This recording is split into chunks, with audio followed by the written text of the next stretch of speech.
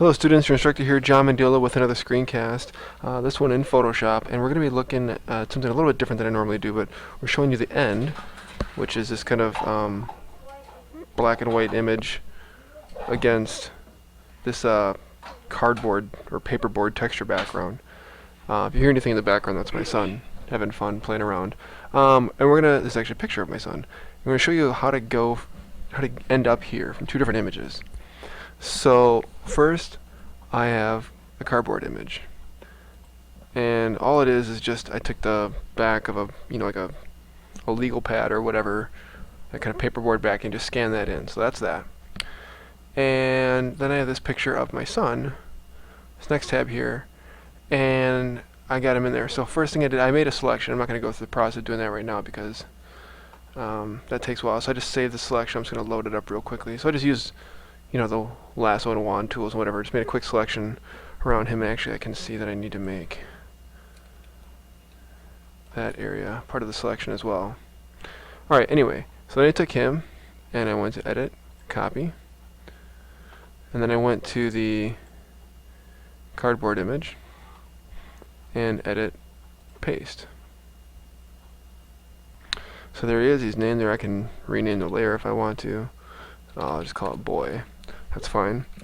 Anyway, a number of things I did to make it look the way that it ends up in the final. So first things first, I'm going to make a copy of this. So drag it on the new symbol in the layers panel, and I could turn off the original right there. Then what I had done is I went to my levels. So I have the adjustments panel open. So if yours is small, just double click on the tab to kind of expand it out. Went to the levels panel here. Come on.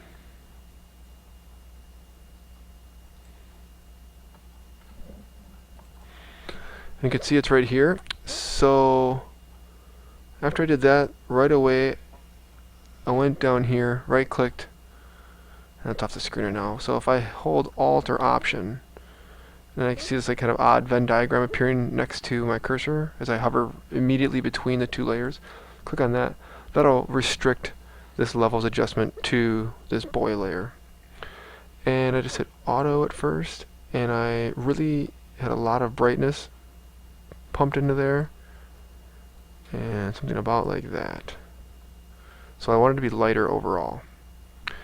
Then I hit this arrow here to go back to the adjustments panel options, and I added threshold, which is way down here. Create a new threshold adjustment,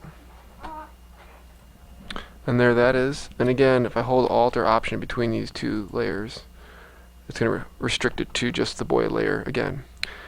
And I can see that it looks like this, and I can toy with this to see if I want it to be darker or lighter or what have you. So let's say I want it somewhere around here. Well, let's go up here. Capture some of the more shadows in his face and neck area. That's good. Then I'm going to go to the boy copy layer. I'm going to set him to multiply. Up here in the layers panel, just set this to multiply. And what you'll see is that now the white's gone. It's multiplied out against that. And what's nice is I like how the shadow definitions in his face and his neck and down here in his jacket area, but I want to bring back some of the lighter spots in his hair. So what I can do, especially since I'm working on a copy, not the original, I can always go back to the original if I needed to. I'm going to go out here, grab my dodge tool, and I'm going to jack this exposure up quite a bit. And I'm just going to start painting the areas that I want to be lighter. And what will happen is the threshold and the levels image masks, layer adjustments, I'm sorry, will occur based on that. You might have to do it quite a bit to get it to work.